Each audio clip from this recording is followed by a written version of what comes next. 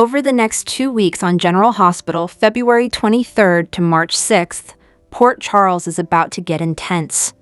Power plays, secret agendas, and some shocking confrontations are all on the horizon. To me, it feels like everyone is about to be tested, and no one is completely safe. Jens Sidwell is about to flex his authority in a way that could shake things up for multiple characters, while Willow Kane struggles to keep every part of her chaotic life from spinning out of control. Michael Corinthos is brewing with anger, and Valentine Cassadine may be teetering closer to disaster than ever before. In the week of February 23rd to 27th, Maxie Jones faces a classic dilemma. Which man will she choose? Her ongoing conversations with Nathan West are about to get even more complicated, and Damian Spinelli is beginning to admit, at least to Lulu Spencer, that he thinks Maxie might ultimately go with Nathan. Meanwhile, Michael's frustration reaches a boiling point after his interrogation at the PCPD.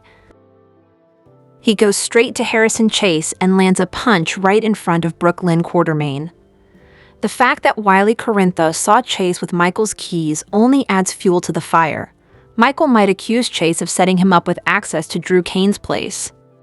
Over at the PCPD, ADA Justine Turner has a serious chat with Dante Falconeri about following procedure to the letter. Any mistakes could derail Drew's case. And speaking of drama, Cody Bell finally finishes reading Molly Lansing Davis's novel, realizing she nailed the evolution of the character he was based on. True to his supportive side, Cody encourages her to move forward with her book deal. Then there's Giovanni Gio Palmieri, who may receive some unexpectedly good news. Could it be that Emma Scorpio Drake is returning sooner than he thought? And while Ross Cullum grills Jason Morgan for details, Jason is busy briefing Britt Westbourne and coordinating with Sonny Corinthos on their next steps. Sidwell, on the other hand, is about to show his stern side, and Laura Collins may have to rethink all of her plans. Her original idea was to recommend someone else for Drew's congressional seat, but Sidwell could push her to throw Willow's name into the mix. Alexis Davis will be caught off guard and left with more questions than answers, though she likely won't get the full story. Lucas Jones is uncovering startling information, and as he grills Marco Rios for details, their relationship may face another test.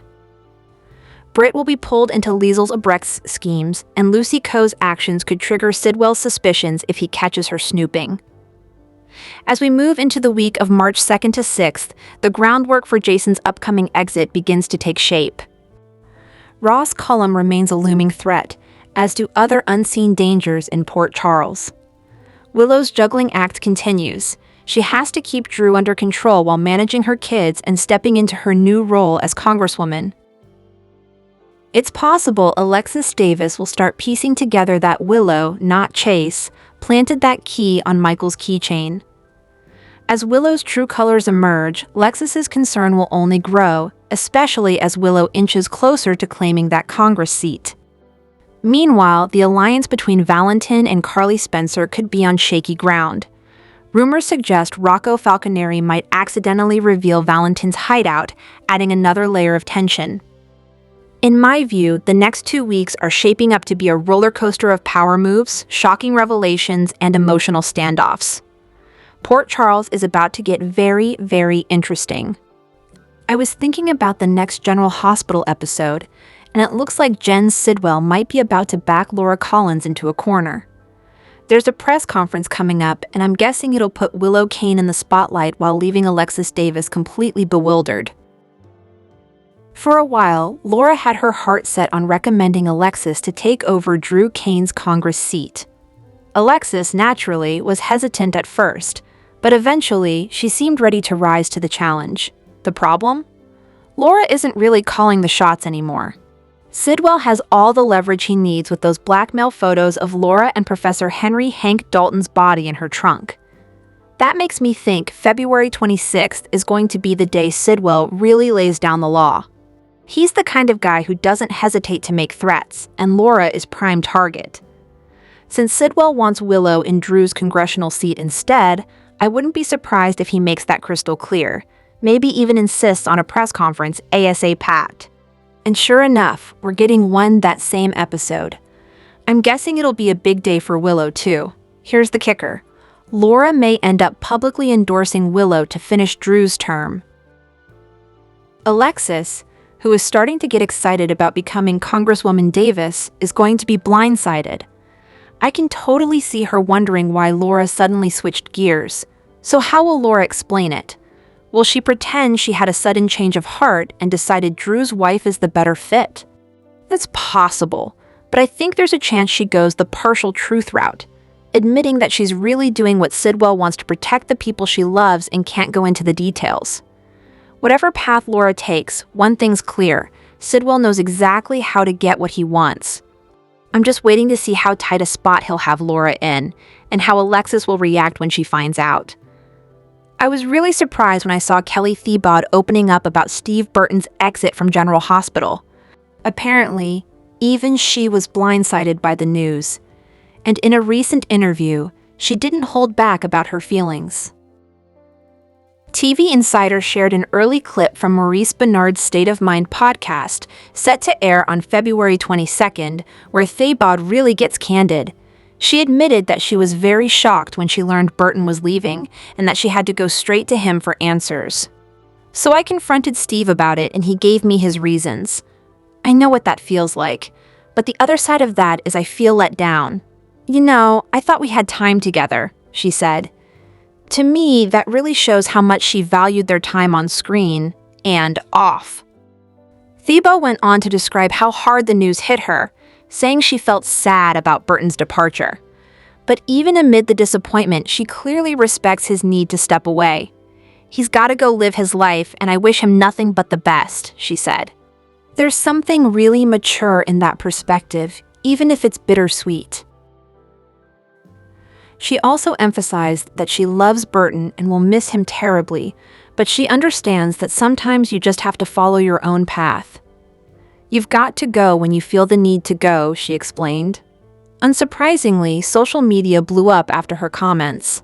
Fans were divided. Some completely understood her disappointment, especially thinking about how this affects Britt and Jason's love story, while others felt her tone was a bit self-centered. Personally, I can see both sides. She's speaking from the heart, but I get why some might read it differently. Even though Burton has hinted at a summer return, Thiebaud's words carried a sense of finality that makes me wonder about his long-term future at GH. Honestly, she made it sound like the world was ending. One thing's for sure, Jason and Britt's love story is about to hit some major turbulence, and I can't wait to see how it unfolds. From where I'm standing, this is going to be one intense ride for the fans. General Hospital spoilers. Is Harrison Chase about to blow up his world? I've been thinking, Harrison Chase has always struck me as the kind of guy who tries to do the right thing, but lately, his upright image might be on the verge of shattering. He's dead set on making Michael Corinthos pay for Drew Kane's shooting, but honestly, could he end up shooting himself in the foot instead? Chase seems to see Willow Kane as some kind of martyr, and to me, that's a dangerous lens. His relentless quest to protect her feels like it's going to backfire spectacularly. Case in point, Willow put a key to Drew's house on Michael's keychain, framing him, and somehow Chase is the one who gets this discovered. That leads Nathan West to spill the beans that it was actually Chase behind the whole key-checking fiasco. Later, even Wiley Corinthos drops hints about it, and lawyer Rick Lansing makes it official at the PCPD. Eventually, the authorities conclude that Chase went after Michael with his key shenanigans, and, predictably, it's not just his job that suffers. His personal life is in danger too. Brooke Lynn Quartermain, Chase's wife, was all set to adopt a child with him, but I can just imagine her hitting the roof when she finds out what he's done. To me, it's obvious. If Chase keeps defending Willow while chasing this vendetta, it will show BLQ that he isn't prioritizing their future together. And honestly, who could blame her for being furious? No woman in her right mind would tolerate this kind of chaos in her marriage. BLQ might even tell him straight up that he's not ready to be a responsible dad, or that she can't trust him anymore. And let's be real, that tension could spiral into a divorce scenario, especially given everything else they've survived, like the Gio Palmieri revelation. Then there's the bigger question. How can Chase support a family if he ends up fired for meddling with police business? My gut says the fallout could send him into a real downward spiral. So, can Chase redeem himself? I'm not so sure, but it's going to be thrilling to watch. One thing's for certain. If he wants to save his career, his marriage, and his future as a dad, he's going to have to rethink his choices fast. Stay tuned. This storyline is shaping up to be one of the juiciest GH arcs yet. General Hospital spoilers hint that Nina Reeves might finally uncover the shocking truth about Willow Kane and her dangerous obsession with Drew Kane. I was wondering how Nina will react if she discovers that her own daughter has been drugging Drew. Will Willow turn the unconditional love card on her mom, trying to convince Nina to back her up no matter what? To me, this could be one of those rare, high-stakes mother-daughter moments where loyalty clashes with morality. Nina knows this might be her last real chance to bond with Willow. After all the mistakes and missteps of the past, she's grateful for the opportunity, and she doesn't want to blow it. But if Nina stumbles onto Willow's darker secrets, the reunion could quickly spiral into full-blown drama. Think about it. Willow shot Drew twice already. If Nina overhears her gloating or witnesses one of those drug injections, it might finally confirm all of her worst suspicions. Willow has to keep Drew incapacitated, so it seems likely she'll spell out her twisted plan within earshot of her mom. I can't help but wonder, how will Nina handle the truth that Drew never had a stroke and that her daughter is directly responsible for his current state? Nina has never been one to shy away from the hard truths, and even if she doesn't see Drew as a saint, she probably believes no one deserves this level of cruelty. Her own experience being trapped in a coma for years could make her even more empathetic toward Drew, and even Scout Quartermain, who's caught in the middle of all this. Willow, of course, might rush to defend herself, listing all the ways Drew supposedly drove her to this extreme. And if Nina seems tempted to intervene, Willow could remind her mom of that promise to support her no matter what, playing the unconditional love card harder than ever. At the same time, Nina will likely be in a tough spot. Does she stay silent and let Willow continue her manipulations, or does she step in, potentially risking the fragile bond they're finally rebuilding? I think part of Nina might even consider professional help for Willow, knowing that her daughter is capable of anything at this point. General Hospital spoilers suggest Nina could be facing a real moral and emotional crossroads. Willow's recklessness is bound to cause chaos, and I'm curious to see whether Nina will get updates on Drew, or whether she'll take matters into her own hands. One thing's for sure, this storyline is shaping up to be a tense, unpredictable ride for mother and daughter alike. I've been thinking about Lulu Spencer on General Hospital, and it's clear she's been wrestling with her feelings for Nathan West for a while now. Over the past 6 months, with Maxie Jones out of the picture, it's like both Lulu and Nathan have been sneaking around in plain sight, lip-locking here and there, flirting with the idea of chasing this white rabbit down a very complicated rabbit hole. To me, it's wild they've managed to act like their emotions don't matter, especially knowing just how messy this could get for everyone involved. Then Maxie pops back onto the canvas, and suddenly Lulu hits the brakes. Nathan, though? He doesn't seem so convinced. That tells me one thing. The spark between them isn't gone, it's just simmering. I can't help wondering, will the looming sense that their beginning might end before it truly starts push them into actually committing? Rumor has it, their chemistry could have real consequences ahead. Nathan clearly still wants to explore this connection with Lulu, but with Maxie awake, the stakes have skyrocketed. He can't just walk away from his family, especially with James West in the mix. Duty, responsibility, doing the right thing, it's all weighing on him. And yet, that doesn't make the pull toward Lulu any weaker. From what I'm hearing, an affair between Lulu and Nathan might be inevitable, but it's complicated. Could a new romantic twist come out of nowhere and throw Lulu even further into emotional chaos? We've seen Nathan try to explain to Dante Falconeri what it feels like to be in Lulu's shoes. For Lulu, time didn't jump forward. She woke up feeling like it was yesterday, still in love with Dante. Meanwhile, Dante was grieving Sam McCall's death, but now he's not. That grief may have shifted his perspective, and I can't help imagining, is he about to revisit old feelings for his ex-wife? Picture this. Lulu juggling her feelings for Nathan while Dante and Maxie remain in the dark. If she and Dante start opening those emotional floodgates, there's no going back. And if she's falling for Nathan at the same time, well, let's just say things could get messy.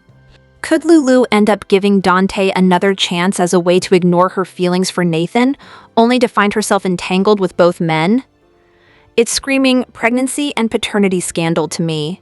Can you imagine Lulu keeping a potential Nathan West baby a secret? Or Nathan letting it play out if he suspects the truth? All I know is things are heating up and the fallout is going to be explosive. To me, this is classic GH. Messy, emotional, and impossible to look away from. I've been thinking about the latest General Hospital twists, and I'm starting to wonder, could Jen Sidwell be the one supplying the drugs Willow Kane is using on her husband Drew? It doesn't quite add up. Willow couldn't exactly get these drugs from the hospital pharmacy without leaving a paper trail, and yet Sidwell suddenly pops up, pushing her to take over Drew's congressional seat. That's a huge leap, especially since we haven't seen any prior contact between them, but Willow seems to know him. Then there's Drew's stroke, which, if we're being honest, seems directly tied to whatever Willow is injecting him with. She just resigned from the hospital, so how is she going to keep him under control without any inside help? And that's the thing, the source of these drugs is suspicious. There's no one in the hospital lab she's working with that we know of, so it seems unlikely she got them there at all. That points back to Sidwell. Could he be the one behind this, much like he might have been responsible for Maxie Jones's coma? Remember how he allegedly used an untraceable drug hidden in a face cream that caused her heart attack? Could Willow be using something similar on Drew? Digitalis is out of the question. It's too obvious, and GH now tests for it routinely, especially after the deaths tied to Cyrus Renault. That makes me think the drug Willow is using, probably supplied by Sidwell, is untraceable, short-acting, or experimental. Enzymes might show up like they did with Maxie, but Drew's tests came back clean, yet he still suffers a massive stroke. And then there's the motive. Drew's been in Sidwell's pocket for a while, but he's starting to get difficult. His courtroom antics during Willow's trial were embarrassing for Sidwell, and it seems like he's become inconvenient. So right after Willow is exonerated, she has the perfect opportunity to strike at Drew with this mysterious drug. Now these coincidences start to line up. Willow injecting Drew with something untraceable and Sidwell suddenly wanting her in Drew's congressional seat. It really makes you wonder, were they colluding from the beginning once Drew became a problem for Sidwell? Something tells me this storyline is only getting more tangled and the implications could be huge for both Willow and Sidwell. General Hospital recap. A heartfelt tribute to Luke Spencer and Anthony Geary. Friday, February 20th. Friday's General Hospital delivered an emotional and moving tribute to Luke Spencer and the legendary Anthony Geary, the actor who brought him to life for decades. Watching the episode, I couldn't help but feel how much care went into honoring both the character and the man behind him. It all began when Lulu Spencer stumbled upon an old photo of Luke. The memories hit her hard, and she found herself seeking comfort in Tracy Quartermain's arms at the Quartermain mansion. Tracy immediately understood. This was about Luke. Knowing Lulu never got a chance to grieve while in a coma when Luke passed, Tracy took it upon herself to help Lulu process her feelings and properly honor his memory. Their first attempt took them to the church, where Lulu lit a candle and sat quietly with Tracy. But it didn't feel right. Luke wasn't the church type. To give Lulu the farewell she deserved, Tracy convinced the bartender at Brown Dog Bar to let them have the place to themselves before it officially opened. There, with a drink in hand, Lulu and Tracy toasted to Luke's life in a way that felt authentic and intimate. Meanwhile, Sonny Corinthos stopped by Carly Spencer's place to pick up something Donna had forgotten. A poker chip Donna had discovered earlier sparked a wave of memories, leading Sonny and Carly down Luke memory lane. Sonny took the chip with him, But Carly later found another mysteriously tucked in her purse, almost like Luke was still leaving little reminders for them. Across town, in Laura Collins' office, Elizabeth Baldwin discussed Aidan Weber's new driving license and his obsession with finding the perfect car. Laura couldn't help but connect Aidan's love of cars back to Luke. Once that thought took hold, she felt drawn to the church herself, reflecting on her enduring love story with him. Tearfully, Laura admitted Luke had never really left her. She could still feel his presence and thanked him for the love of a lifetime.